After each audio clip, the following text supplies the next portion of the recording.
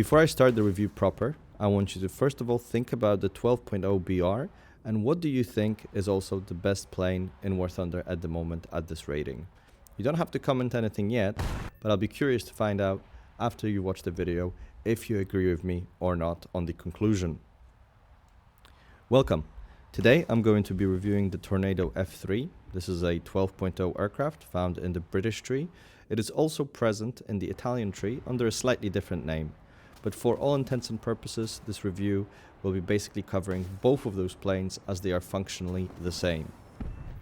I have split this review into several sections or chapters since this took me 200 games to make. It is quite a lengthy one, so if you want to jump to specific sections, the timestamps will be in the description below. Starting with the aircraft itself, the Tornado can carry up to 4 radar missiles, 4 IR missiles. It has an internal 27mm cannon with 180 rounds of ammunition. In addition to that, it can carry 2 fuel tanks and additional ball pods.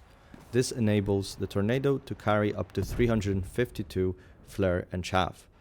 Now, just keep in mind, flare and chaff on this aircraft are released in pairs. So basically, you have half of that number in terms of clicks and usage.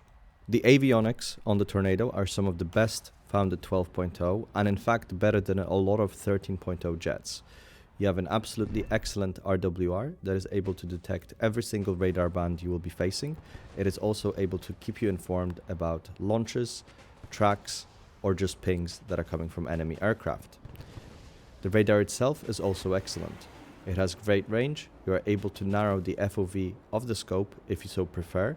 You also have access to TWS mode, which is able to track, if I recall correctly, up to 20 aircraft. Unfortunately, the airframe of the Tornado leaves a lot to be desired.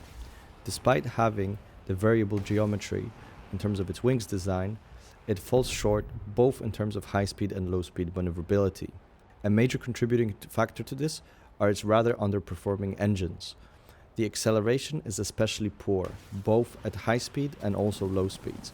This means that not only does it take you quite a while to get up to your cruising speed with full afterburner, you're also very slow if you do make any maneuvers and happen to lose a lot of energy. With these engines, you're able to also engage full thrust reversal during flight, which can be useful for reversing enemies, but I would only do it as a last resort move or if you are really comfortable with the jet and know what you're doing. In addition to the rather underpowered engines, the airframe itself is pretty difficult to fly. Doing any kind of maneuvers will bleed a lot of energy. So you have to be very, very careful when it comes to your positioning and what you want to do next after you make a turn. The last thing you want is to be out of position and also without energy. Unfortunately, the turning performance is also very poor in both wing configurations. In addition to that, the energy bleed is also absolutely extreme in this aircraft. You have to be very careful when you are making any sudden and sharp turns. Now, let's briefly cover the pros and cons. On the pro side, you have a lot of missiles. In addition to that, you have the best-in-class avionics suite at 12.0 and you rival most of the 13.0 aircraft as well. It gives you excellent awareness on your surroundings, what's ahead of you, and basically what's going on in the match when the enemies aren't being spotted. With that said, there are also a lot of issues with this aircraft. Starting with the radar missiles, the SuperTEMPs are a significant improvement over the Skyflash dogfight variant, especially in terms of range and a little bit in terms of the seeker. Unfortunately, this missile is still much slower to accelerate than something like an AIM-7M, AIM-7P, or even the Russian R-24R. This means that even if you launch first on an enemy, but the enemy responds relatively quickly and launches back on you, their missile will actually get to you first before you can reach them. The second issue are the engines. Because of how poorly they accelerate, this means you really have to think a couple of steps ahead whenever you are doing any turns or making any decisions. In addition to that, they're also quite underpowered and you're not that fast. At altitude, going in a straight line, you're perhaps able to reach Mach 1.4 eventually, but in most cases, you're going to be engaging at around Mach 0.3 at the start of the game. On the deck, you're basically able to be caught by every single plane that you face. Well, almost every single plane. But things like Phantoms, Viggens, MiG-23s, Su-27s, even F-18s will be able to sit on your tail and they will eventually kill you. Lastly, it's of course the airframe. The unholy combination of poor AOA plus insane energy bleed really doesn't do this plane any justice, especially when compared with these underpowered engines. All in all, this makes it for a very difficult plane to fly and do well in, although, once mastered, you might be surprised at what you could actually do with it. Now I would like to dedicate a couple of minutes to talk about my stats in this aircraft. I have recorded stats every couple of games, but I'm just going to be talking about my final performance with this plane. In the 200 games that I've played, I've achieved a 66% win rate, with a kill-death ratio of 2.87 and a kill per spawn average of 1.76. The plane took me around 64 games to fully spade, so keep that in mind when looking at the figures, although I don't think they would be significantly improved even if I took those initial 64 games out of the equation. Over the course of 200 games, I have gained 1.1 million research points, which means I've almost gotten the free ace for this aircraft. That gave me an average of about 5.6k RP per game with this aircraft. Quickly looking at the StatShark figures, just to compare this against my stats, the average for this Tornado is a win rate of 56.7% with a kill per death ratio of 1.56 and a kill per spawn of 1.18. So I was actually quite happy to exceed those figures during my playtime. Now I'd like to talk about the playstyle, what I found worked for me, and also some tips and tricks that may be useful for you. The playstyle that I found to be the most consistent is that of a high altitude interceptor. You want to stay fast and you want to stay just below the contrail limit, which is around 9,500 meters on every single map. What you want to do is rely on your superior avionics to pick targets and engage them accordingly. Do keep in mind that your missiles are rather limited in terms of range, and going for kills and launches beyond 15 kilometers is rather hopeful, and it is relying on enemy not doing anything. In terms of a general match progression, what I would say is at the start, build up a little bit of speed and then proceed to climb to either the left or the right side, whatever you think works best on a given map. After that, you want to achieve an altitude of around perhaps 7,000 meters before you proceed to level out and try to gain as much speed as possible. At this point, you really have to be looking at your RWR and radar very carefully. Not only do you have to think about the target selection, but also you need to be careful about things like the course or other ARH carriers that are found at 13.0, which are very common up tiers for this particular plane. In terms of your target acquisition, you want to go for the targets that are high up first and kind of work your way down. Ideally, you want to be locking and launching on people that are coming straight at you and are about, let's say, 15 kilometers away, if both of you are traveling at speed. This gives you a very high probability of a kill. Of course, there's also a chance that your missile gets intercepted or the person does a defensive maneuver. Once you're out of your radar missiles, or alternatively when there's no more targets up high in the sky, you want to start helping out your team. The best way to do this is to approach with your radar off, assuming the enemies are spotted, of course, and trying to go for targets that are distracted. You also want to attack from the blind spot. The best way to do this is to go from above and behind the enemy. It is normally the trickiest kind of angle for an aircraft to monitor. The AIM-9Ls have a decent amount of range, but you may be limited by the speed at which you're launching them, especially if you're maneuvering to get into position. So I would probably say in this plane, a safe launch is at around 5 kilometers, assuming you have decent speed.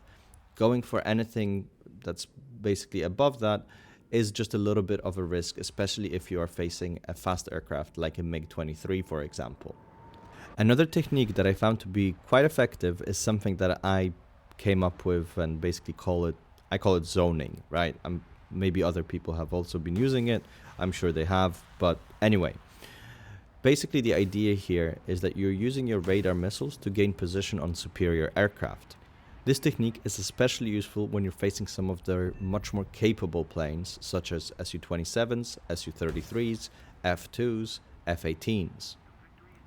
When you identify a target as being high risk or high danger, you basically want to launch your first missile at a range that is super optimistic.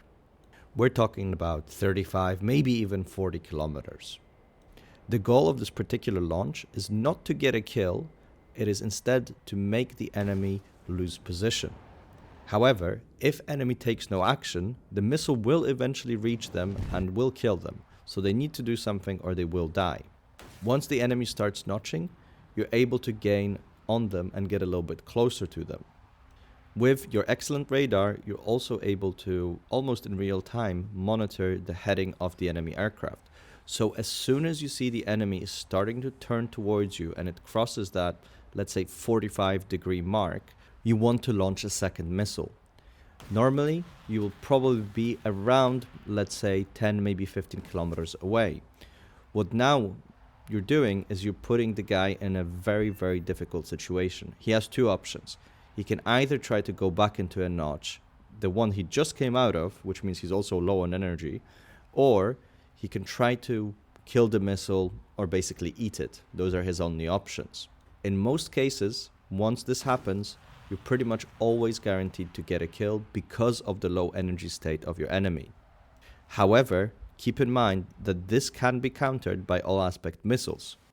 If you notice someone doing this to you and they launch from relatively close range where the engine or the motor of the missile is still burning, you can actually take their missile out with your AIM-9L and then launch your own radar missile. Something like an Su-27 or an Su-33 is especially capable of this because of the large amount of R-73s that they can carry. Moving on, I would like to briefly cover the planes that I would consider to be the most dangerous in the following table. Everything in the extreme danger category are planes that can counter your playstyle pretty much perfectly. So you really have to be very, very aware of the ones that you're facing, and probably you'd want to avoid them if you cannot prioritize them and actually take them out. These planes are all ARH carriers and are very, very dangerous and will be commonly found in full up tiers. In the high danger area, we have planes that mostly carry semi-active radar homing missiles.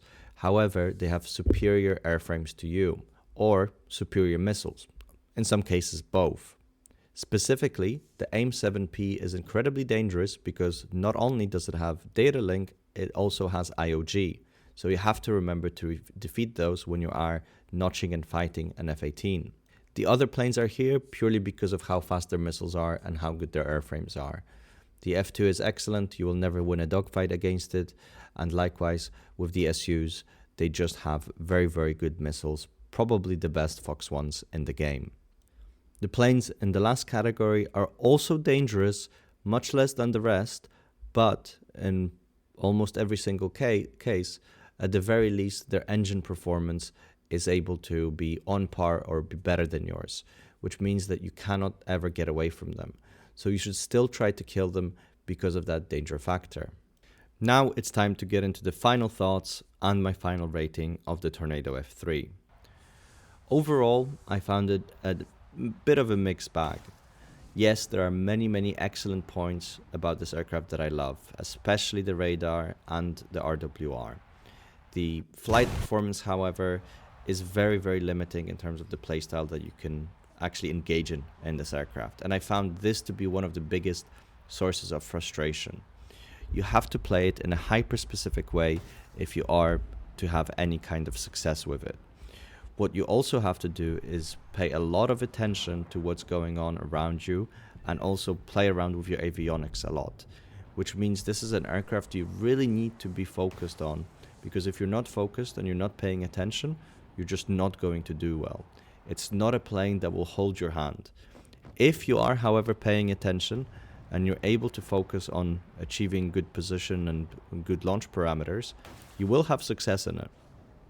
Overall, when comparing to, the meta, what's available, what you're facing, and kind of how I found playing the plane, I would still have to give it a very strong rating of 7 out of 10, and I would actually say that I would recommend that you definitely play it. If you have the Italian tree or if you have the British tree, definitely give this one a go. You might just fall in love with it. Obviously depends what kind of playstyle you prefer to engage in. With that said, I would like to thank you for, first of all, watching the video. So let me know what you thought about this review. As you can probably hear, I've upgraded my microphone and I think it sounds significantly better than the ones I've used in my previous 2 videos. In addition to that, if you have any requests or any ideas about maybe what I could review next, I'll be more than happy to do that as well. I think perhaps for the next plane, I will do a slightly reduced amount of games, just because I think doing 200 games in an aircraft is a little bit repetitive, at least if I want to be quite regular with how I do reviews and upload. So I look forward to hearing any feedback and recommendations, but as always, I will see you on the next video and have a wonderful rest of your day.